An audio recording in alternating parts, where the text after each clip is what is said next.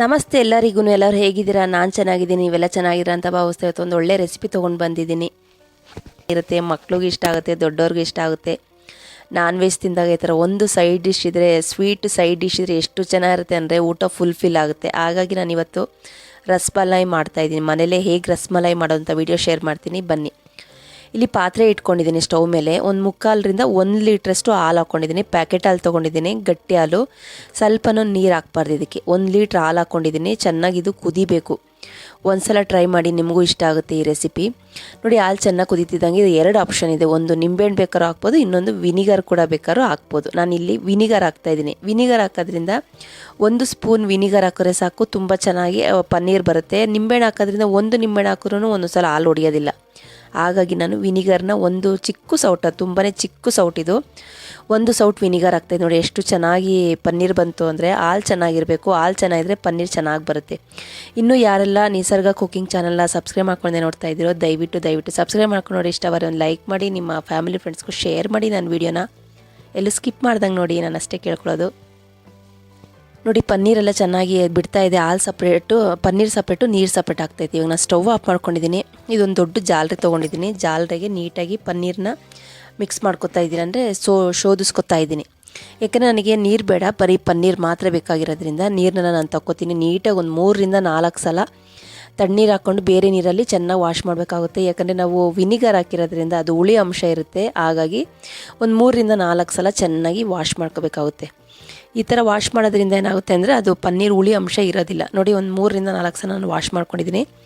ಇದರಲ್ಲೆಲ್ಲ ಚೆನ್ನಾಗಿ ನೀರನ್ನ ಶೋಧಿಸ್ಕೋಬೇಕು. ಒಂದು ಸ್ವಲ್ಪನೂ ನೀರು ಇರಬಾರ್ದು ಇದರಲ್ಲಿ. ಇದು ನಾನೊಂದು ಚೆನ್ನಾಗಿರೋ ಬಟ್ಟೆ ತೊಗೊಂಡಿದ್ದೀನಿ, ಕಾಟನ್ ಬಟ್ಟೆ ಆಗಬೇಕು ಇದಕ್ಕೆ.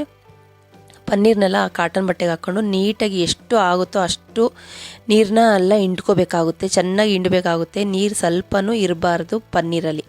ರಸಮಲೈ ಮಾಡಬೇಕಂತ ಅಂದರೆ ನೀರು ಇರಬಾರ್ದು, ಬರೀ ಪನ್ನೀರ್ ಅನ್ನೋದು ಮಾತ್ರ ನಮಗೆ ಬೇಕು. ನೋಡಿ, ಎಷ್ಟು ನಾವು ಹಿಂಡುತ್ತೀವೋ ಅಷ್ಟು ಚೆನ್ನಾಗಿ ಬಿಟ್ಕೊತಾ ಹೋಗುತ್ತೆ. ನಾನು ಇನ್ನೊಂದು ಬಟ್ಟೆ ತೊಗೊಂಡು ಅದರಲ್ಲಿರೋ ನೀರಿನ ಅಂಶ ಎಲ್ಲ ತಕ್ಕೋತಾ ಇದ್ದೀನಿ. ನೋಡಿ, ಇದರಲ್ಲಿ ಇನ್ನೂ ಎಷ್ಟೊಂದು ನೀರಿತ್ತು ಅಂತಂದರೆ ಇನ್ನೂ ಜಾಸ್ತಿನೇ ನೀರಿತ್ತು. ನಾನು ಒಂದು ಟಿಶ್ಯೂ ಪೇಪರ್ ತೊಗೊಂಡು ನೀಟಾಗಿ ಪ್ರೆಸ್ ಮಾಡಿಕೊಂಡೆ. ಹಾಗಾಗಿ ಸ್ವಲ್ಪ ನೀರು ಕಮ್ಮಿ ಆಯಿತು.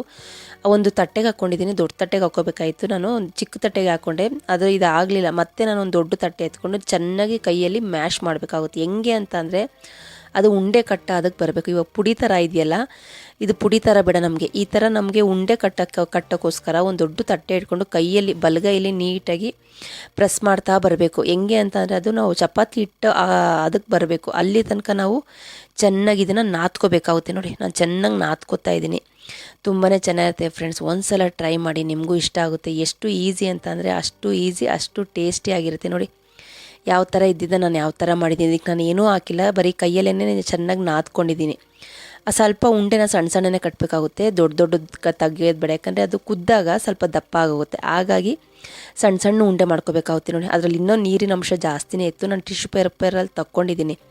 ನೋಡಿ, ಇವಾಗ ಗೋಲ ಆಕಾರ ನಮ್ಗೆ ಯಾವ ಥರ ಶೇಪ್ ಬೇಕೋ ಆ ಥರ ಶೇಪ್ ಹಾಕ್ಕೋಬೋದು. ನಾವು ನಾನು ರೌಂಡು ಮಾಡಿಕೊಂಡೆ, ಈ ಥರ ಪ್ರೆಸ್ ಥರ ಮಾಡಿಕೊಂಡೆ, 2 ಥರ ಮಾಡಿಕೊಂಡೆ ನಾನು. ತುಂಬಾ ಚೆನ್ನಾಯಿತು, ಮನೇಲಿ ಎಲ್ರಿಗೂ ಇಷ್ಟ ಆಯಿತು. ನೀವು ಒಂದು ಸಲ ಟ್ರೈ ಮಾಡಿ. ನೀಟಾಗಿ ನಾನು ಉಂಡೆಲ್ಲ ಮಾಡ್ಕೊತಾ ಇದ್ದೀನಿ.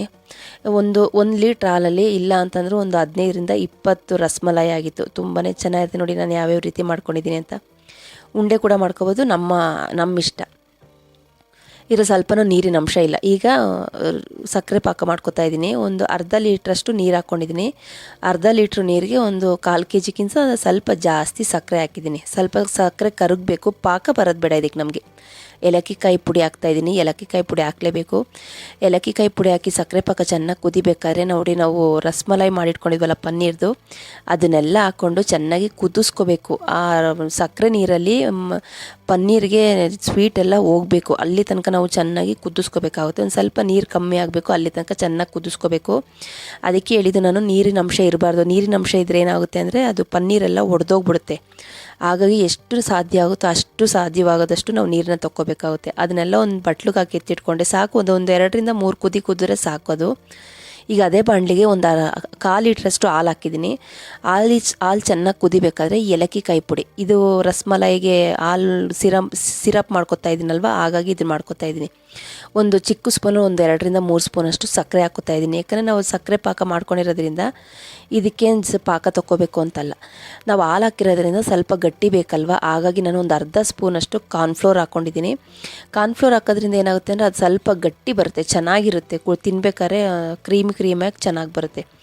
ಒಂದು ಅರ್ಧ ಸ್ಪೂನಷ್ಟು 1/4 ಸ್ಪೂನಷ್ಟು ನನ್ನ ಹತ್ರ ಅರಿಶಿನ ಪುಡಿ, ಯಾಕಂದರೆ ನನ್ನ ಹತ್ರ ಕುಂಕುಮ ಹೂವು ಇರಲಿಲ್ಲ, ಕೇಸರಿ ಇರಲಿಲ್ಲ, ಹಾಗಾಗಿ ನಾನು ಒಂದು 1/4 ಸ್ಪೂನಷ್ಟು ಅರಿಶಿನ ಪುಡಿ ಹಾಕ್ಕೊಂಡೆ. ನೋಡಿ, ನಾನು ಕಲಸಿಟ್ಕೊಂಡಿದ್ನಲ್ಲ ಕಾರ್ನ್ಫ್ಲೋರ್ದು, ಅದನ್ನು ಹಾಕ್ಕೊಂಡು ಚೆನ್ನಾಗಿ ಮಿಕ್ಸ್ ಮಾಡ್ತಾಯಿದ್ದೀನಿ.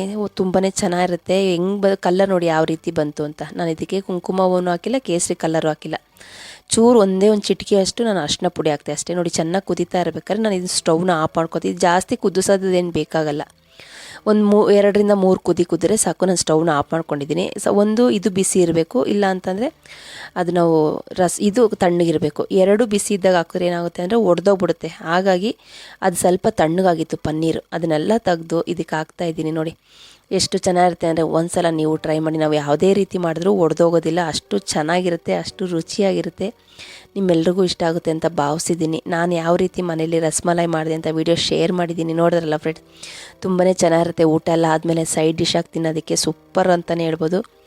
ನೀವು ಒಂದು ಸಲ ಟ್ರೈ ಮಾಡಿ. ಯಾವುದೇ ರೀತಿ ಹಾಕಿದ್ರೂ ಅದು ಒಡೆದೋಗೋದಿಲ್ಲ. ಚೆನ್ನಾಗಿದು ಒಂದು 3ರಿಂದ 4 ಗಂಟೆ ನೆನಿಬೇಕು. ಹಾಕಿದ ತಕ್ಷಣ ನಾವು ತಿನ್ನೋಕ್ಕೆ ಬರೋದಿಲ್ಲ, ಹಾಲಲ್ವ, ಅದು ಪನ್ನೀರ್ ಒಳಗಡೆ ಎಲ್ಲ ಎಳ್ಕೊಳ್ಳೋದಕ್ಕೆ ಒಂದು 3ರಿಂದ 4 ಅವರ್ ನೆನಿಬೇಕು. ನಾನು ಇದನ್ನು ಫ್ರಿಡ್ಜಲ್ಲಿ ಹಾಕಿ ಎತ್ತಿಡ್ತೀನಿ. ಫ್ರಿಡ್ಜಲ್ಲಿ ಹಾಕಿ ತಿನ್ನಬೇಕಾದ್ರೆ ಅದು ತಣ್ಣಗೆ ಎಷ್ಟು ಚೆನ್ನಾಗಿರುತ್ತೆ ಅಂದರೆ ಅಷ್ಟು ಚೆನ್ನಾಗಿರುತ್ತೆ. ನೀವು ಒಂದು ಸಲ ಟ್ರೈ ಮಾಡಿ. ಈ ವಿಡಿಯೋ ಇಷ್ಟವಾದಲ್ಲಿ ಲೈಕ್ ಮಾಡಿ, ಶೇರ್ ಮಾಡಿ, ಕಮೆಂಟ್ ಮಾಡಿ. ನಿಸರ್ಗ ಕುಕಿಂಗ್ ಚಾನಲ್ನ ಇನ್ನೂ ಯಾರೆಲ್ಲ ಸಬ್ಸ್ಕ್ರೈಬ್ ಮಾಡ್ಕೊಂಡೆ ನೋಡ್ತಾ ಇದ್ದೀರೋ ದಯವಿಟ್ಟು ಸಬ್ಸ್ಕ್ರೈಬ್ ಮಾಡ್ಕೊಂಡು ನೋಡಿ. ಇಷ್ಟವಾದರೆ ಒಂದು ಲೈಕ್ ಮಾಡಿ, ನಿಮ್ಮ ಫ್ಯಾಮಿಲಿ ಫ್ರೆಂಡ್ಸ್ಗೂ ಶೇರ್ ಮಾಡಿ. ನನ್ನ ವಿಡಿಯೋನ ಎಲ್ಲೂ ಸ್ಕಿಪ್ ಮಾಡ್ದಂಗೆ ನೋಡಿ. ಅನಿಸಿಕೆ ಅಭಿಪ್ರಾಯನ ಮರಿದಂಗೆ ಕಮೆಂಟ್ ಸೆಕ್ಷನಲ್ಲಿ ಹಾಕಿ. ನೆಕ್ಸ್ಟ್ ವಿಡಿಯೋದಲ್ಲಿ ಸಿಗ್ತೀನಿ. ನಮಸ್ತೆ, ಬಾಯ್ ಬಾಯ್ ಫ್ರೆಂಡ್ಸ್.